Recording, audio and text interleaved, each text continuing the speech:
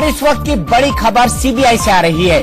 CBI में director पद से आलोक वर्मा की छुट्टी के बाद आज सरकार ने विवाद की जड़ बने 4 अफसरों के पर कतर दिए हैं। स्पेशल डायरेक्टर राकेश अस्थाना समेत 4 अफसरों को तत्काल प्रभाव से सीबीआई से हटा दिया गया है।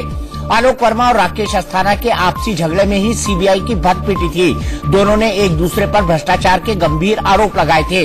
राकेश अस्थाना की शिकायत पर सीवीसी ने आलोक वर्मा के खिलाफ जांच शुरू की थी, तो आलोक वर्मा ने अभूतपूर्व कदम उठाते हुए स्पेशल डायरेक्टर राकेश अस्थाना के खिलाफ सीबीआई में ही केस दर्ज करवा दिया था। इसी विवाद में 23-24 अक्टूबर की रात मोदी सरकार ने दोनों को जबरन छुट्टी पर भेज दिया था।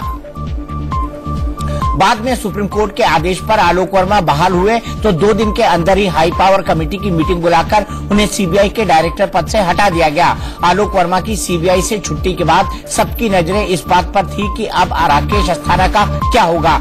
केंद्र सरकार ने आज आदेश जारी कर राकेश अस्थाना के साथ ही सीबीआई के 3 और अफसरों को तत्काल प्रभाव से हटा दिया गया है। चारों अफसरों की नई पोस्टिंग का आदेश भी जारी हो गया है। गुजरात कैडर के 1984 बैच के आईपीएस राकेश अस्थाना को bureau of civil aviation safety का प्रमुख बनाया गया है। सीबीआई में ज्वाइंट डायरेक्टर रहे अरुण कुमार शर्मा को सीआरपीएफ में एडिशनल डायरेक्टर जनरल बनाया गया है। शर्मा भी 1987 बैच के गुजरात कैडर के आईपीएस है। वहीं सीबीआई के डीआईजी पद से मनीष सिन्हा को हटा दिया गया है। उनकी नई तैनाती bureau of police research and development में की गई है। मनीष सिन्हा आंध्र प्रदेश कैडर के 2000 बैच के आईपीएस है और राकेश अस्थाना के खिलाफ दर्ज मामले की जांच कर रहे थे। इसके अलावा जयंत जे नवरे को भी सीबीआई के एसपी पद से हटा दिया गया है। जयंत महाराष्ट्र कैडर के 2004 के आईपीएस हैं। हमारे सहयोगी अरुण धनका इस पर ज्यादा जानकारी के लिए जुड़ गए हैं। अरुण, सरकार के पास इसके अलावा कोई विकल्प नहीं था कि वो राकेश अस्थाना को हटाएं?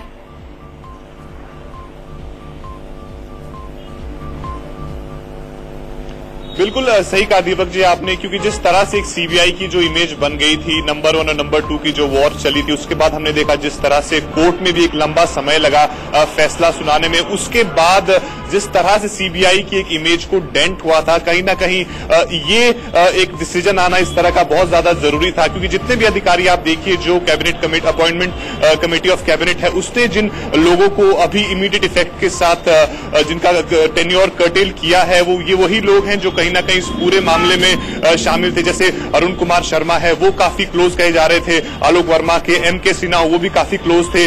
राकेश अस्थाना को हम जानते हैं जिस तरह से हाई कोर्ट में अभी तक जो है उनके अगेंस्ट जो एफआईआर है वो क्वॉश नहीं की है, उस पर भी फैसला आना है।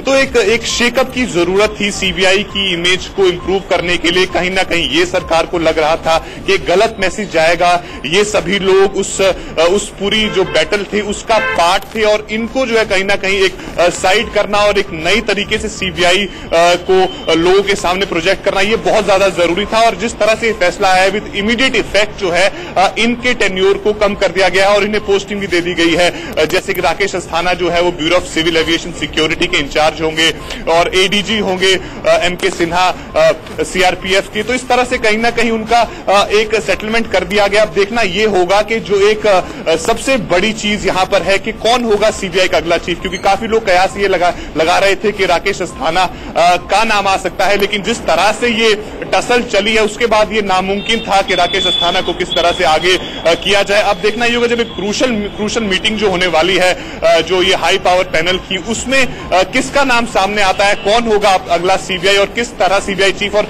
किस तरह से जो है वो सीबीआई की जो इमेज को डेंट लगा है उसे किस तरह से इंप्रूव किया जा सकता है, देखने वाली चीज होगी आने वाले दिनों में। अच्छा अरुण, ये बताइए कि क्या कुछ और अफसरों पर गाज गिरने वाली है?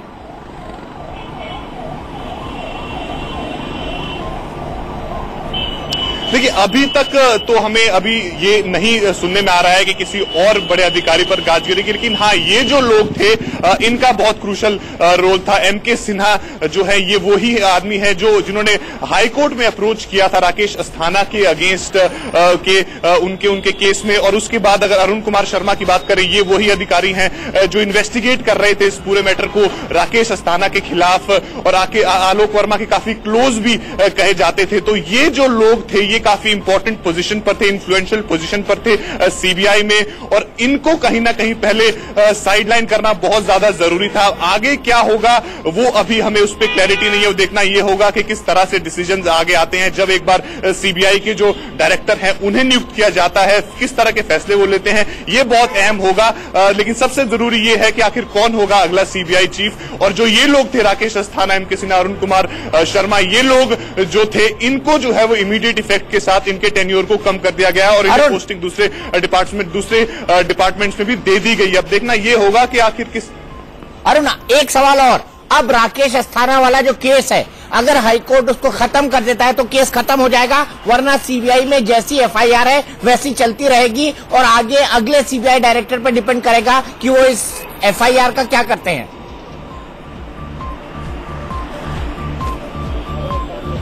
बिल्कुल बिल्कुल सही कहा आपने, क्योंकि अगर सीबीआई जिस तरह से अभी तक हाईकोर्ट का जो स्टैंड है, उन्होंने साफ मना कर दिया है एफआईआर क्वॉश करने से।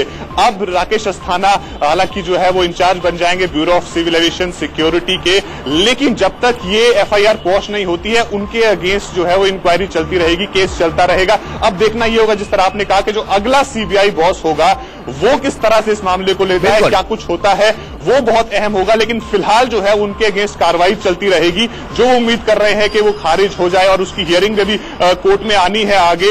हालांकि लगता नहीं है, जिस तरह से हाईकोर्ट अपना स्टैंड रखा है, उनकी दलीलें सुनने के बाद भी उन्होंने जो है उनके एफआईआर को खारिज नहीं किया है। अब उन्हें पोस्टिंग मिल गई है bureau of civil aviation safety में, लेकिन ये केस चलता रहेगा। कितना चलेगा ये देखना ये होगा कि जब नए सीबीआई बॉस आते हैं वो किस तरह से इस चीज को आगे अप्रोच करते हैं। बहुत बहुत शुक्रिया अरुण तमाम जानकारी के लिए। और बात आज की दूसरी सबसे बड़ी खबर की। 17 साल बाद पत्रकार छत्रपति हत्या मामले में इंसाफ करते हुए पंचकुला की सीबीआई की विशेष अदालत ने राम रहीम समेत 4 दोषियों को उम्र कैद की सजा सुनाई है। कोर्ट ने राम रहीम के अलावा कृष्णलाल, निर्मल सिंह और कुलदीप सिंह को उम्र कैद की सजा सुनाई है। इसके साथ ही अदालत ने गुरमीत सिंह, राम रहीम पर 50,000 रुपए का जुर्माना भी लगाया है। अदालत ने अपने फैसले में साफ कर दिया है कि उम्र कैद की सजा बलात्कार में मिली सजा के बाद शुरू होगी। इसका मतलब ये है कि जिस समय बलात्कार मामले में सजा समाप्त होगी उस समय राम रहीम की उम्र करीब 70 साल होगी। राम रहीम फिलहाल अपनी 2 अनुयायियों के रेप के जुर्म में रोहतक की सुनारिया जेल में 20 साल की सजा काट रहा है। अदालत का फैसला आने के बाद रामचंद्र के बेटे ने कहा कि सत्य की जीत हुई है। बेटे अंशुल के मुताबिक उनकी मांग थी कि राम रहीम को फांसी की सजा मिले, लेकिन उनका परिवार कोर्ट के उम्र कैद के फैसले से संतुष्ट है। कि ये सच्चाई की जीत है। जिस तरीके से हमारे पिता ने एक सच की आवाज उठाई थी, मीडिया जिसे देश का चौथा स्तंभ कहा जाता है लोकतंत्र का, उस लोकतंत्र के चौथे स्तंभ की हत्या की कोशिश की गई। तो हमारे पिता ने कहीं ना कहीं जो सच की आवाज उठाई थी, उस पर जब उन पर अटैक हुआ तो आज हमें कहीं ना कहीं राहत महसूस हुई है कि न्यायपालिका ने हमें। आपकी तरफ से क्या डिमांड की गई थी कोर्ट से? प्रोसिक्यूशन ने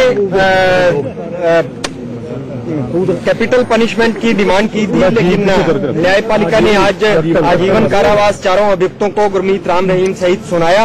और मेरा ये मानना है कि सजा जो है वो सेटिस्फैक्ट्री है। आपकी तरफ से कोई मुआवजे का भी रखा गया? नहीं, ऐसा कुछ नहीं था। जो अभी जो आई है आप उससे सेटिस्फाइड? वहीं पत्रकार छत्रपति की बेटी ने राम रहीम के लिए फांसी की सजा की मांग की थी। इंडिया न्यूज ने उनसे फैसला आने से पहले एक्सक्लूसिव बातचीत की। मिशन के लिए उन्होंने अपनी जिंदगी दांव पे लगा दी। एक बार भी नहीं सोचा कि मेरे साथ क्या होगा। मेरी मदर को भी कहते थे कि ज्यादा से ज्यादा टांग तोड़ देंगे, क्या करेंगे, यू डोंट वरी। तो वो अपने मिशन में वो अब सक्सेसफुल हुए हैं। अब उस आदमी इस आदमी वर्ड गलत यूज कर रही हूँ, वो इस हद तक बेनकाब हो चुका है कि अब ना उसके साथ पॉलिटिक्स से वाले लोग जल्दी से जुड़ना की हिम्मत करेंगे, और आम जनता का तो धीरे धीरे विश्वास उठ ही गया है। जो उसके इक्का दुक्का फॉलोअर्स हैं, ईश्वर उनको भी सद्बुद्धि दे। You want death penalty for Ram Rahim? Right. He must be hanged till death. Anything else you want to? Yes, I am very much thankful to the judiciary. It took time, but justice ज़रूर मिला। My family is happy now. मैं मेरी mother की आंखों में संतुष्टि देखती हूँ। उन्होंने बहुत दर्दनाक, बहुत पेनफुल अपना पीरियड बिताया है, विडोहुड इतना लंबा, और that too with small kids. और सबसे ज़्यादा खुश मैं इस टाइम अपनी माँ के बाद अंशुल को देखती हूँ, जिसने शायद अपने बच्चों को जो टाइम देना चाहिए था, जो टाइम उसे अपनी जिंदगी बनाने में लगा देना चाहिए था, वो टाइम उसने पूरी तरह से पापा को जस्टिस दिलवाने में समर्पित किया। Really very thankful to him, he is hero. Do you want to witness tomorrow's verdict? Yeah, sure. Actually, मैं तो I wanted to witness the verdict also, but we were not allowed to go. Only my brothers were allowed. Yeah, due to the security reasons, we were not allowed. And now I want to listen the sentence, but मैं चाहती हूँ कि I want to see that culprit, that murderer, that rapist. I just want to see कि उसकी आंखों में वो pen और वो फियर। पत्रकार छत्रपति हत्या मामले के मुख्य गवाह खट्टा सिंह ने फैसले पर खुशी जताई है और कहा, मुझे न्याय के मंदिर पर पूरा भरोसा था। बहुत खुशी है, जो हमने सच्चाई बताई थी वो सामने आई। इनके लोग कहते थे खट्टा सिंह झूठ मार रहे हैं, खट्टा सिंह ऐसे कर रहे हैं, तो आज माननीय कोर्ट ने सारा सार्थ करता। जो मेरी अगुवाई थी उस पर आज इनको सजा हो गई है और उम्र कैद की सजा होती है और 50 जुर्माना सजा सुनाई जा रही थी। राम रहीम का कितना सा रिएक्शन था? बहुत रात का फर्क था, रिएक्शन बहुत। राम रहीम कैसा दिख रहा था? देख रहा था, और जब बैठा तो जैसा में बात करनी चाहिए, तो जैसा में खड़ा होकर बात कर। 2002 में पत्रकार छत्रपति के समाचार पत्र पूरा सच ने एक पत्र प्रकाशित किया था, जिसमें यह बताया गया था कि डेरा मुख्यालय में राम रहीम किस प्रकार महिलाओं का यौन उत्पीड़न कर रहे हैं। इसके बाद छत्रपति को अक्टूबर 2002 में गोली मार दी गई थी। गंभीर रूप से घायल होने के कारण पत्रकार की बाद में मौत हो गई। आरोप लगा कि डेरा के अनुयायियों ने ही गोली मारी थी। 2002 के इस मामले में गुरमीत सिंह राम रहीम को मुख्य षड्यंत्रकर्ता नामित किया गया है। 2003 में इस संबंध में मामला दर्ज किया गया था। इस मामले को 2006 में सीबीआई को सौंप दिया गया। जुलाई 2007 को सीबीआई ने चार्जशीट पेश की और साल 2014 में सबूतों पर कोर्ट में बहस शुरू हुई। कोर्ट ने 11 जनवरी को पत्रकार हत्या मामले में राम रहीम को दोषी माना था और अब उसे उम्र कैद की सजा मिली है। आगे बढ़ते हैं और बात करते हैं राजनीति की। अपने भतीजे को विरासत सौंपने को लेकर मीडिया में आई खबरों पर बीएसपी सुप्रीमो मायावती ने गहरी नाराजगी जताई है। उन्होंने दलित विरोधी मानसिकता को इन खबरों के लिए जिम्मेदार ठहराया और कुछ मीडिया समूहों को चेतावनी भी दी।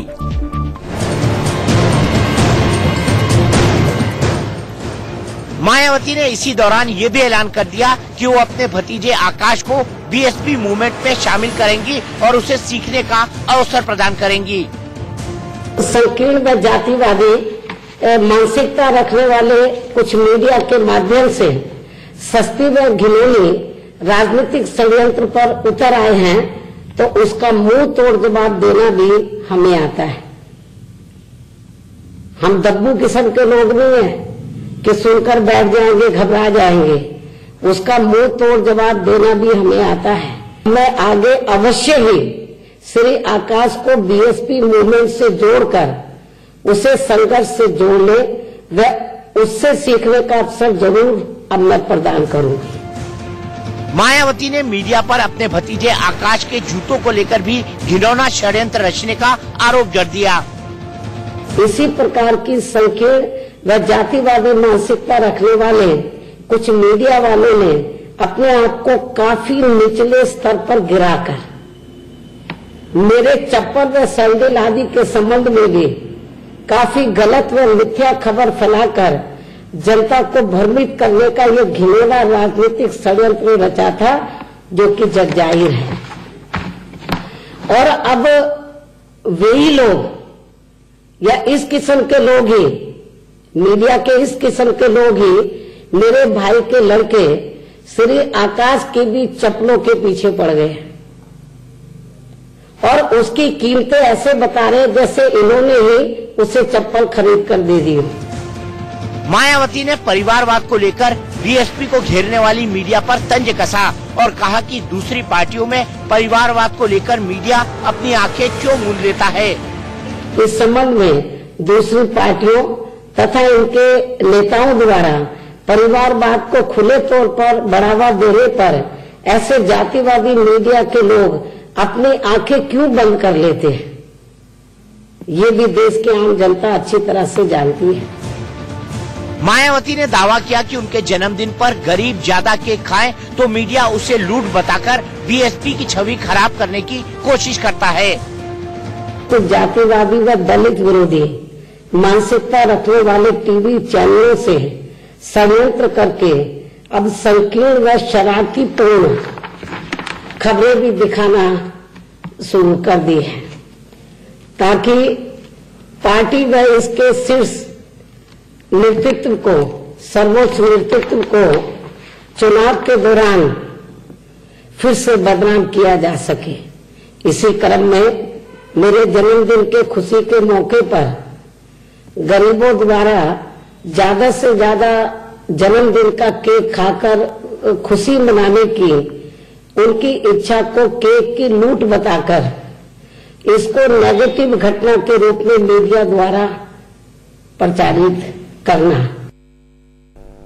कर्नाटक में राजनीतिक नाटक में आज शांति तो दिखी, लेकिन सीज फायर का ऐलान अब तक नहीं हुआ है। बीजेपी के विधायक हरियाणा के एक रिजॉर्ट में डटे हुए हैं और कांग्रेस ने अपने विधायकों की कल बेंगलुरु में बैठक बुलाई है।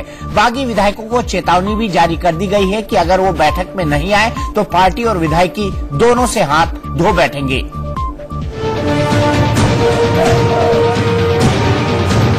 कर्नाटक की राजनीति में विधायकों को तोड़ने का खेल थोड़ा ठंडा तो हुआ है, लेकिन अभी पूरी तरह खत्म नहीं हुआ है। कर्नाटक में ऑपरेशन कमल के सूत्रधार माने जा रहे बीजेपी के दिग्गज बीएस येदियुरप्पा आज तुमकुर में सिद्धगंगा मठ पहुंचे, जहां लिंगायत संप्रदाय के सर्वोच्च धर्मगुरु शिव कुमार स्वामी जी रहते हैं और बहुत बीमार हैं।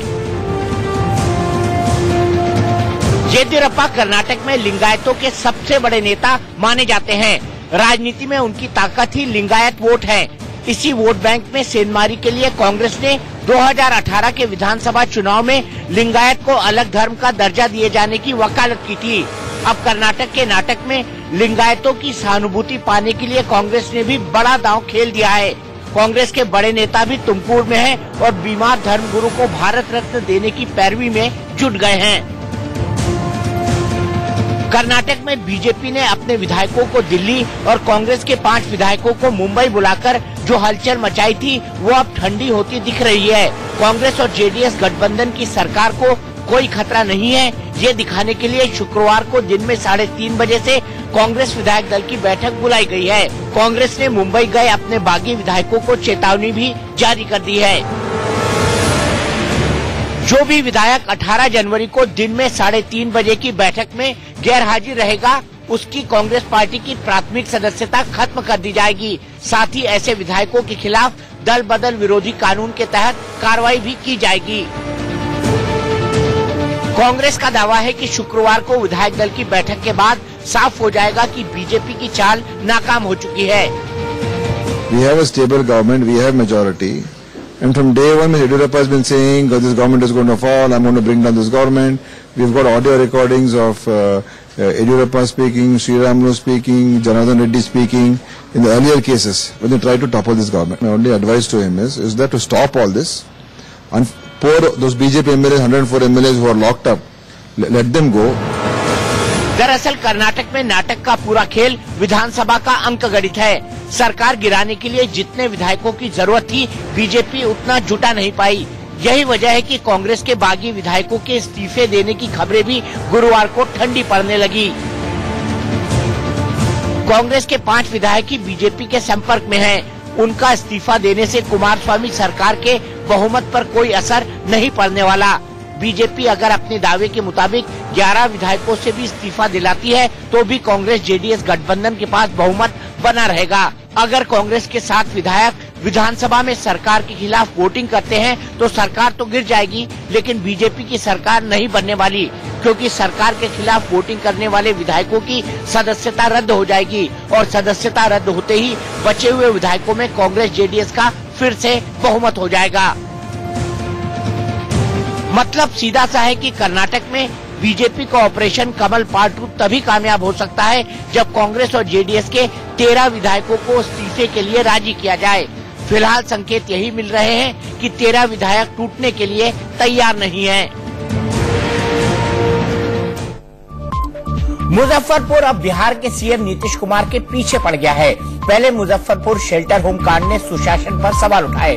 अब मुजफ्फरपुर में शिक्षकों को फर्जी भुगतान से जुड़े एक मामले में नीतीश कुमार समेत शिक्षा विभाग के कई अधिकारियों के खिलाफ केस दर्ज हो गया है। शिकायतकर्ता ने सीएम नीतीश कुमार समेत शिक्षा विभाग से जुड़े कई अधिकारियों पर 54 शिक्षकों को फर्जी तरह से सैलरी देने का आरोप लगाया है। शिकायतकर्ता के मुताबिक मुजफ्फरपुर के गया घाट में 2002 शिक्षकों के वेतन का भुगतान किया जाता है, लेकिन दिसंबर 2016 से फरवरी 2017 तक 3 माह का वेतन 256 शिक्षकों को दिया गया। ऐसे में सवाल किया गया है कि 54 शिक्षक कहां से आए। बताया गया कि इन शिक्षकों को अवैध रूप से 29,96,922 रुपए का भुगतान किया गया है।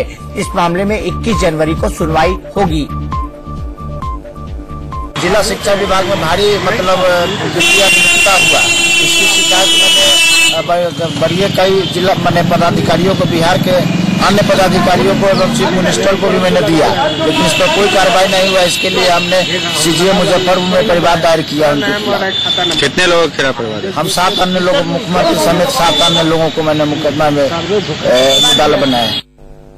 बीजेपी अध्यक्ष अमित शाह को स्वाइन फ्लू होने के बाद एम्स में भर्ती कराया गया है, लेकिन कांग्रेस की संवेदनहीनता देखिए कि उसके सांसद बीके हरिप्रसाद मर्यादा ही भूल गए। हरिप्रसाद ने अमित शाह की तबीयत बिगड़ने को लेकर मजाक उड़ाया और विवादित बयान भी दिया।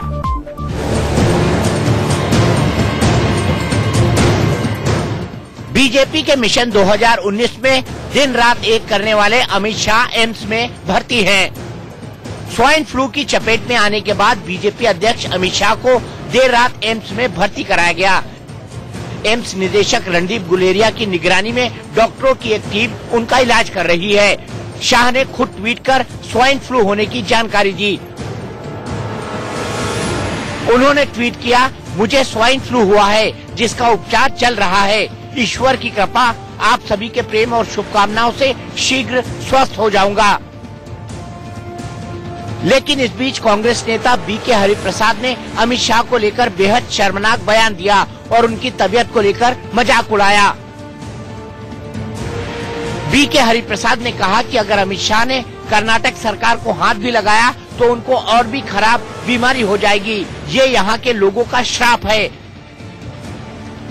हरिप्रसाद के इस बयान के बाद बीजेपी को कांग्रेस के ऊपर हमले का एक और मौका मिल गया। केंद्रीय मंत्री पीयूष गोयल ने हरिप्रसाद के बयान पर पलटवार करते हुए ट्वीट किया। पीयूष गोयल ने कहा, जिस तरह का गंदा और बेहुदा बयान कांग्रेस के सांसद बीके हरिप्रसाद ने बीजेपी अध्यक्ष अमित शाह जी के स्वास्थ्य के लिए दिया है, यह कांग्रेस के स्तर को दर्शाता है। फ्लू का उपचार है, लेकिन कांग्रेस के नेताओं की मानसिक बीमारी का उपचार मुश्किल है। बीजेपी प्रवक्ता संबित पात्रा ने भी कांग्रेस को निशाने पर लिया तो कांग्रेस की ओर से प्रियंका चतुर्वेदी सफाई देती नजर आईं। एक तरफ राहुल गांधी जी कहते हैं कि मैं प्यार की राजनीति करता हूं, कांग्रेस माने प्यार। क्या यही प्यार है? कोई बीमार होता है तो इस प्रकार से आप मजाक उड़ाते हैं उसका? हिंदुस्तान एक बहुत ही संवेदनशील देश है, बहुत कल्चर्ड और संस्कृतिवान देश है। लोग ये सब कुछ देख रहे हैं, इसका जवाब लोग ही देंगे। हमारे विपक्ष के नेता जो भी अभी किसी ट्रीटमेंट से गुजर रहे हैं, कोई भी नेतागण हो, रविशंकर जी हो या फिर अमित शाह जी हो या अरुण जेटली जी हो, हम जल्द से जल्द वो स्वस्थ लौटे, तन से स्वस्थ, मन से स्वस्थ, और फिर हम विचारों की लड़ाई लड़ते रहें। चुनाव सामने है, उसकी हम मनोकामना करते हैं। वहीं स्वाइन फ्लू का वायरस लगातार कहर बरपा रहा है। स्वास्थ्य महकमा जिस वायरस को सामान्य स्थिति वाला बता रहा था, वही अब जानलेवा साबित हो रहा है। स्वाइन फ्लू के राजस्थान और उत्तराखंड में भी कई मामले सामने आए हैं। उत्तराखंड में 3 और मरीजों की मौत स्वाइन फ्लू से हुई है। इस तरह शुरुआती चरण में ही स्वाइन फ्लू से मरने वाले मरीजों की संख्या बढ़कर अब 7 हो गई है। ध्यान देने वाली बात यह है कि ज्यादातर मामलों में मरीजों की मौत महंत इंद्रेश अस्पताल में हुई। 12 दिन में स्वाइन फ्लू से 7 मरीजों की मौत हो जाने से स्वास्थ्य विभाग में हड़कंप मचा हुआ है। वहीं राजस्थान में चिकित्सा और स्वास्थ्य विभाग कोटा जोन के संयुक्त निदेशक डॉक्टर हेमंत विजयवर्गीय में स्वाइन फ्लू पॉजिटिव पाया गया है। उनकी बेटी भी स्वाइन फ्लू की चपेट में है। कोटा में कोचिंग संस्थानों की वजह से वहां भी स्वाइन फ्लू का खतरा बढ़ गया है।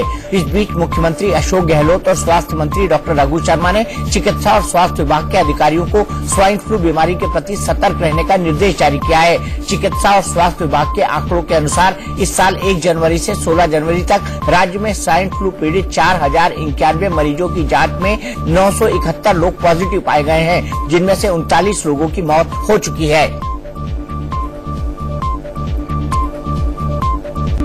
2019 के लोकसभा चुनाव से पहले विपक्ष महागठबंधन को मजबूत करने की तैयारियों में जुट गया है। पश्चिम बंगाल की सीएम ममता बनर्जी कोलकाता में 19 जनवरी को महारैली करने जा रही हैं, लेकिन इस रैली से सोनिया और राहुल गांधी ने किनारा कर लिया है। मायावती भी नहीं जा रही हैं, वो अपना दूध भेज रही हैं।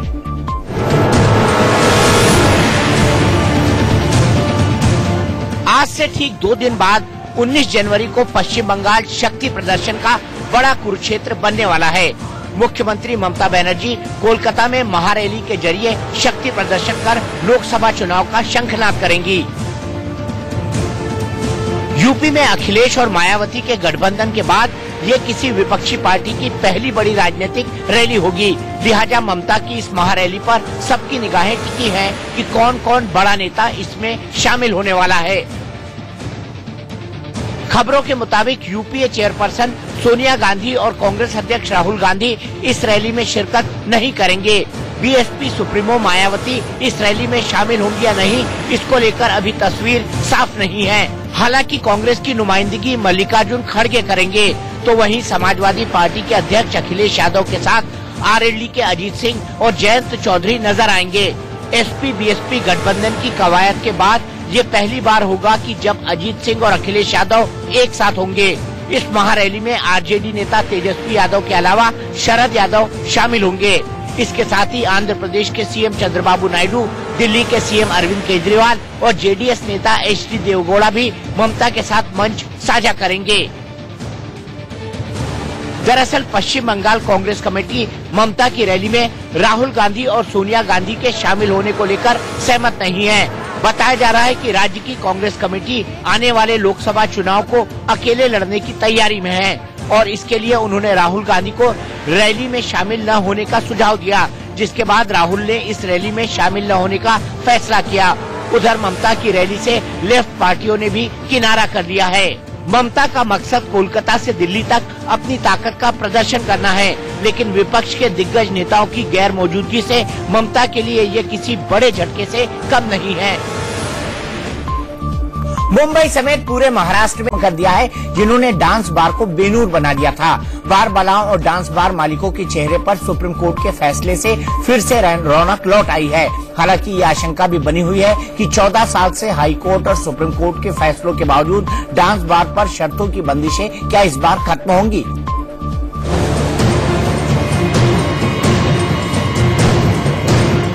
मुंबई और महाराष्ट्र के डांस बार पर कड़ी शर्तों का ताला खुल गया है। डांस बार एक बार फिर 2005 वाली रंगत में लौट सकते हैं। सुप्रीम कोर्ट ने साफ कर दिया कि महाराष्ट्र सरकार ने डांस बार चलाने के लिए जो शर्तें तय की है, उनमें से ढेर सारी शर्तों की कोई जरूरत नहीं है। आज जजमेंट आया है जो सुप्रीम कोर्ट ने पहले जो बैन हटाया था डांस बार्स पे, वो फिर से महाराष्ट्र सरकार ने फिर से एक रेगुलेशंस लाए थे, जिसपे हमारा कहना था कि रेगुलेशन वैसे है कि जो फिर से बैन लाते हैं, जो कि कहते हैं कि डांस बार अलाउड है पर वो रेगुलेशंस है। पर हमने बोला कई ऐसे रेगुलेशंस है जिनके हिसाब से बार चल नहीं पाएंगे। तो काफी सारे जो हमारे इस पे हमारे जो इस पे कहना था वो कोर्ट ने माना है। और काफी सारी ऐसी कंटेंशन के अंदर सीसीटीवी कैमरा होना चाहिए, वो डांस बार 1 किलोमीटर दूर होना चाहिए किसी रिलीजियस या एजुकेशनल इंस्टीट्यूशन से। लड़कियों को जो डांस करती हैं उनको टिप नहीं दिया जा सकता, जहाँ पे डांस हो रहा है वहाँ पे अल्कोहल नहीं सर्व हो सकता। ये सब कंडीशंस कोर्ट ने स्ट्राइक डाउन किया है एज अनकॉन्स्टिट्यूशनल, और कोर्ट ने बोला है कि अब 2005 से ये चला जा रहा है। अब होपफुली कि ये महाराष्ट्र सरकार अब लाइसेंस देगी सुप्रीम कोर्ट के जजमेंट को के हिसाब से। कोर्ट ने देखिए कुछ कंडीशंस अपील्ड की है और कुछ कंडीशंस डाइल्यूट की है। अब जो कंडीशंस अपील्ड की है वो है ऑब्सिन डांस। जो एक्ट में कहा गया है तो ऑब्सिन डांस इज नॉट परमिटेड या प्रोहिबिटेड है वो। सेकेंडली, कोर्ट ने जो स्टेट ने कहा था कि कॉन्ट्रैक्ट होना चाहिए एम्प्लॉयमेंट के बारे में, तो उसको भी अपील्ड किया है।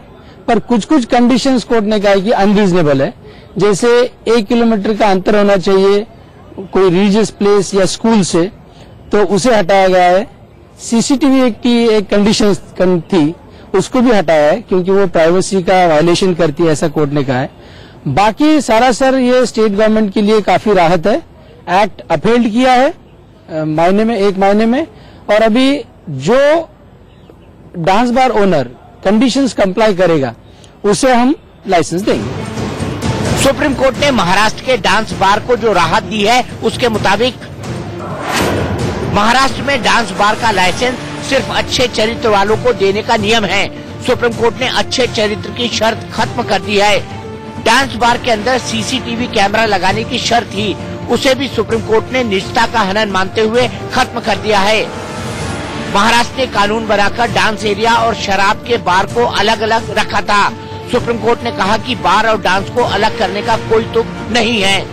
डांस बार में बार बालाओं पर पैसे लुटाने पर पूरी पाबंदी थी। सुप्रीम कोर्ट ने कहा कि बार बालाओं पर पैसे नहीं लुटाए जा सकते, लेकिन उन्हें टिप दी जा सकती है। महाराष्ट्र में शर्त थी कि स्कूल, कॉलेज और धर्म स्थलों के 1 किलोमीटर के दायरे में डांस बार नहीं खुल सकते। सुप्रीम कोर्ट ने महाराष्ट्र सरकार को कहा कि वो इस शर्त में वाजिब बदलाव करे। डांस बार शाम 6 बजे से रात 1:30 बजे तक खोलने का नियम था, जिसे सुप्रीम कोर्ट ने शाम 6 बजे से रात 11:30 बजे तक कर दिया है। सुप्रीम कोर्ट के इस फैसले से मुंबई और महाराष्ट्र के डांस बार मालिकों और बार बालाओं ने राहत की सांस ली है, लेकिन उनकी आशंका बनी हुई है कि कहीं महाराष्ट्र सरकार फिर से कोई रोड़ा न अटका दे। सुप्रीम कोर्ट का फैसला एक तो वेलकम है, बहुत अच्छा ऑर्डर दिया है कि हमारे मेंबर्स बहुत सालों से संघर्ष कर रहे थे ये अच्छे ऑर्डर के लिए, जो अभी फाइनली उनको मिला है।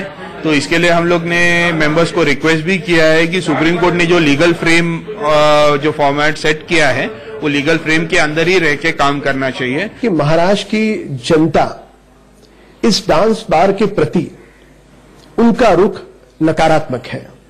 महाराष्ट्र की जनता नहीं चाहती कि महाराष्ट्र में पुनः एक बार डांस बार शुरू हो, तो उनकी जो भावना है वह भावना इस आदेश में कहीं दिखती नहीं।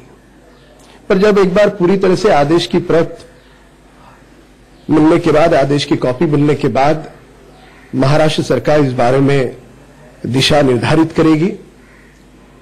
पर हमारा यह रुख निश्चित है कि पुनः एक बार डांस बार के नाम से जो गलत बातें हो रही थी, पैसा उड़ाया जा रहा था, प्रोस्टिट्यूशन को बढ़ावा दिया जा रहा था, इन सारी चीजों को रोक लगना आवश्यक है। ये एक चक्रव्यूह जैसा है कि सुप्रीम कोर्ट वर्डिक्ट देते हैं कि शुरू करो, और महाराष्ट्र गवर्नमेंट उसके ऊपर एक नया कानून लेके आते हैं, उसमें काफी चेंजेस नहीं होते। मगर महाराष्ट्र शासन की जो मंशा है वो अब सुप्रीम कोर्ट को भी क्लियर है। बहुत क्लियरली उन्होंने कहा कि किसी भी हालत में डांस बार शुरू ना होने के लिए ये सब जो उन्होंने किया है वो साफ दिख रहा है। वो कानून पढ़ते ही जजेस ने जो कहा वो मैंने खुद अपने कानून से सुना है।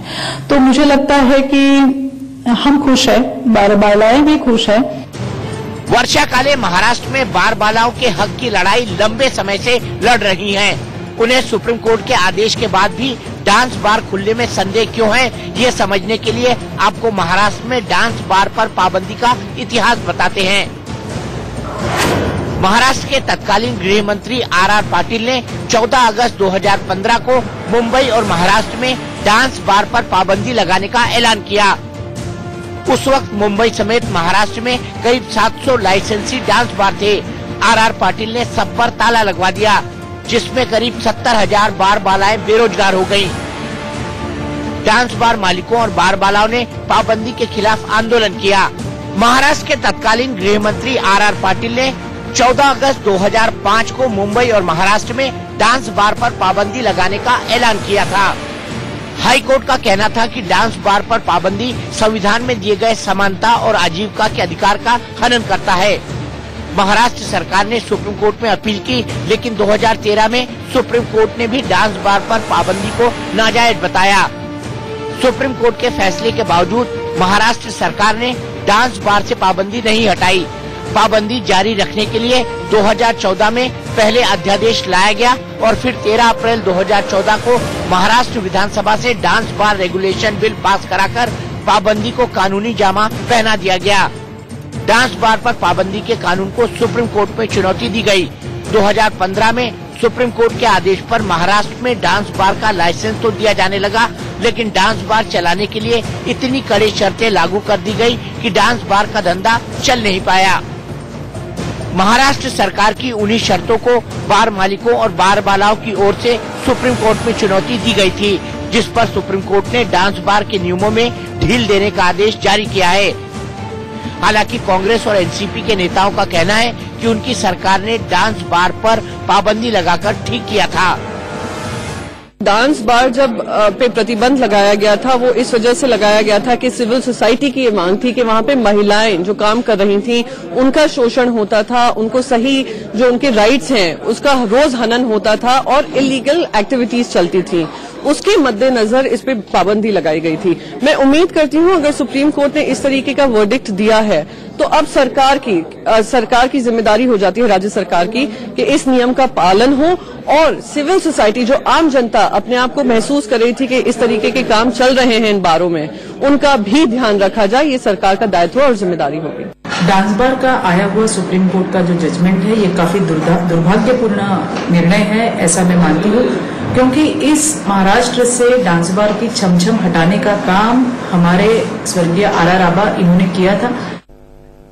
दिल्ली और यूपी में गिरफ्तार संदिग्धों के तार अब पंजाब से भी जुड़े हैं। आईएसआईएस के मॉड्यूल के खुलासे के बाद एनआईए की टीम ने यूपी के अमरोहा, हापुड़ और पंजाब के लुधियाना समेत 7 जगहों पर ताबड़तोड़ छापेमारी की और कई संदिग्धों को हिरासत में लिया। एनआईए की छापेमारी की ये कार्रवाई अभी भी जारी है।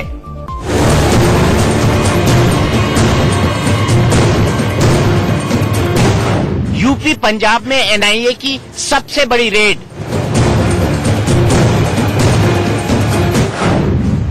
आईएसआईएस के नए मॉड्यूल का क्या है कनेक्शन?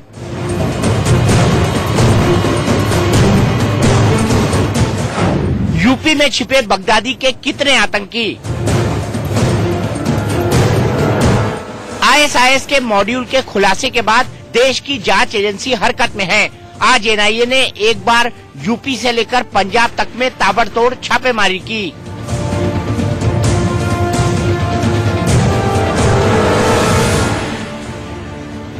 एनआईए की टीम ने पश्चिमी उत्तर प्रदेश के अमरोहा, हापुड़, बुलंदशहर और मेरठ के अलावा पंजाब के लुधियाना समेत 7 ठिकानों पर छापेमारी की। अमरोहा में आज सुबह एनआईए की टीम रेड डालने पहुंची, जिसके बाद एक संदिग्ध युवक को हिरासत में लिया गया। तो वहीं हापुड़ से भी 2 संदिग्धों को एनआईए हिरासत में लेकर पूछताछ में जुटी है। एनआईए ने पंजाब पुलिस के साथ मिलकर लुधियाना में एक गांव की मस्जिद के मौलवी को भी गिरफ्तार किया है।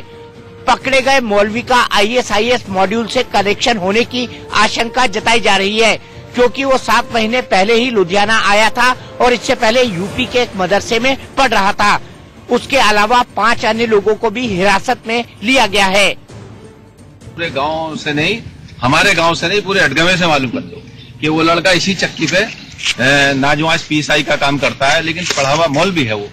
ये उसकी गलती है, समझ लो कि मौलवी होने के नाते कि इतना बड़ा उसके एनआईए की टीम उसको छानबीन कर रही है, करने तो कोई बात नहीं, लेकिन जो अल्लाह जो करेगा, अगर वो बेगुनाह तो बिल्कुल छूटेगा साहब। एनआईए को संदिग्धों से पूछताछ में अमरोहा से जुड़े कई सुराग मिले हैं। जिन लोगों को पुलिस ने हिरासत में लिया है उनके पास से आईएसआईएस के पोस्टर भी मिले हैं। दरअसल 26 दिसंबर को एनआईए ने आईएसआईएस के मॉड्यूल हरकतुल हर्ब इस्लाम का खुलासा किया था, जिसके बाद यूपी और दिल्ली समेत 16 जगहों पर छापेमारी की गई थी और करीब दर्जन भर संदिग्ध लोगों को हिरासत में लिया था।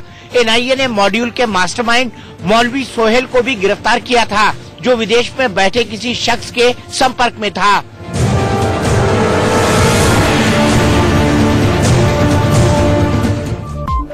नहले पे दहला में फिलहाल एक ब्रेक, लेकिन ब्रेक के बाद भी रफ्तार और विस्तार से खबरों का सिलसिला जारी है।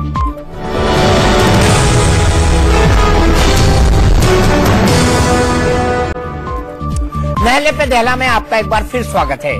जम्मू कश्मीर के पुंछ में सेना के उत्तरी कोर के commander lieutenant general Ranbir Singh ने एक ब्रिज का उद्घाटन किया। इस दौरान उन्होंने भारतीय सेना को पाकिस्तान की सेना से एक कदम आगे बताया। उन्होंने दावा किया कि भारतीय सेना ने साल 2018 में सबसे ज्यादा आतंकियों को मार गिराया है। रणबीर सिंह ने बताया कि साल 2017 के मुकाबले साल 2018 में देश के जवानों ने 250 से ज्यादा आतंकी मारे हैं, जबकि 54 को जिंदा पकड़ा है। वहीं 7 आतंकवादियों ने सरेंडर किया है। 10 सालों से जो रिकॉर्ड हमारे पास है, भारतीय सेना ने और बाकी सिक्योरिटी फोर्सेस के दस्तों के साथ मिलकर सबसे ज्यादा आतंकवादियों को नष्ट किया है। काफी आतंकवादियों ने प्रेशर के नीचे आकर सरेंडर किया है, कईयों को हमने जिंदा पकड़ा है। पिछले साल के अंदर हमने 250 से भी अधिक आतंकवादियों को मार गिराया। तकरीबन 54 आतंकवादियों ने उनको हमने पकड़ा, जिंदा पकड़ा, और 4 आतंकवादी जिन्होंने के सरेंडर किया। ये हमारी सिक्योरिटी फोर्सेस की क्षमता को जाहिर करता है। यूपी के कई शहरों में नामी डॉक्टरों, नर्सिंग होम और पैथोलॉजिस्ट के ठिकानों पर आयकर विभाग ने छापेमारी की। इतने बड़े पैमाने पर आयकर विभाग के छापेमारी से डॉक्टरों के बीच हड़कंप मच गया है।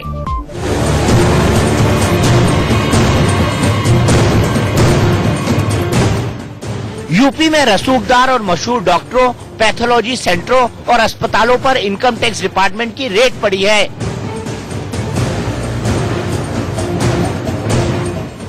मेरठ, लखनऊ, मुरादाबाद, हापुड़, नोएडा और कानपुर की ये 6 तस्वीरें बताने के लिए काफी हैं कि इनकम टैक्स डिपार्टमेंट ने कितनी तैयारी के साथ नामी गिरामी डॉक्टरों के ठिकानों पर छापेमारी की कार्रवाई की।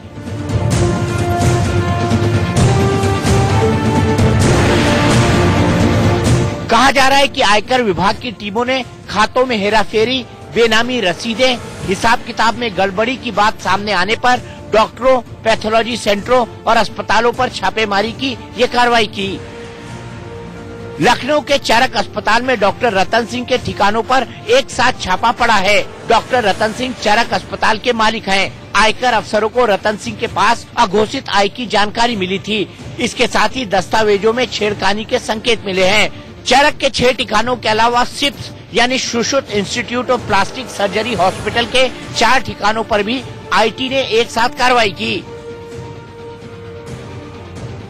वहीं कानपुर में SPM hospital and trauma centre पर छापेमारी की गई। इस दौरान डॉक्टर महेश चंद शर्मा के कानपुर और लखनऊ के ठिकानों पर कागजात खंगाले गए। एसपीएम हॉस्पिटल बीएसपी शासनकाल में डीजीएमई यानी महानिदेशक चिकित्सा रहे एसपी वर्मा का है। मुरादाबाद के मशहूर डॉक्टर पी.के. खन्ना के आवास और उनके दूसरे ठिकानों पर भी आईटी की रेड पड़ी है। तो मेरठ के मशहूर neuro physician doctor Bhupendra Chaudhary के घर पर भी छापा पड़ा है। जबकि नोएडा में आईटी ने नियो अस्पताल के मालिक डॉक्टर राजीव मोतियानी और गुलाब गुप्ता के घर पर दबिश दी है।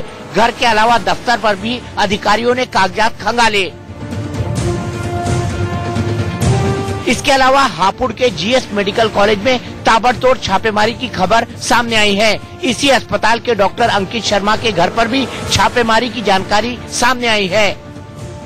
आईटी की इस रेड से पूरे उत्तर प्रदेश में हड़कंप मच गया है। बताया जा रहा है कि यूपी में इस तरह से एक साथ डॉक्टरों पर छापेमारी का ये पहला मामला है। सूत्रों के मुताबिक इन सभी पर आय से अधिक संपत्ति और टैक्स चोरी का आरोप है।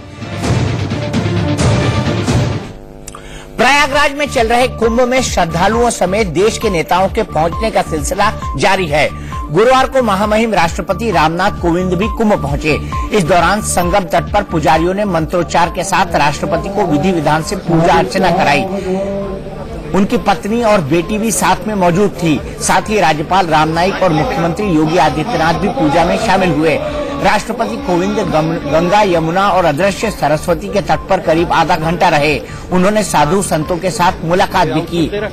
एक कार्यक्रम में बोलते हुए राष्ट्रपति ने कुंभ को आस्था का चुंबक बताया और लोगों से कुंभ में आने की अपील की। ये अपने आप आस्था का राज्यपाल महोदय कह रहे थे कि ये कुंभ जो है वो एक आस्था का चुंबक है, जो लोगों को खींच लाता है। ना चाहते लोगों को लगता नहीं हम चलना है और आते हैं, संगम में स्नान करते हैं और वापस चले जाते हैं। यहाँ जो पहला स्नान हुआ उसमें लगभग 2 से 2 करोड़ लगभग श्रद्धालुओं का यहाँ पर आना हुआ। नहले पे दहला में आज के लिए इतना ही। आगे देखिए दमदार 10 मेरे सहयोगी रवि शर्मा के साथ।